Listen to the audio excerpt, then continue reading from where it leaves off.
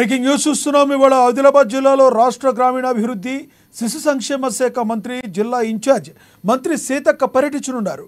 ముందుగా ఉట్నూరుకు చేరుకుని హఠాన్మరణం చెందిన మాజీ ఎంపీ రమేష్ మృతికి సంతాపం తెలియజేసి ఆయన కుటుంబ సభ్యులను పరామర్శించనున్నారు.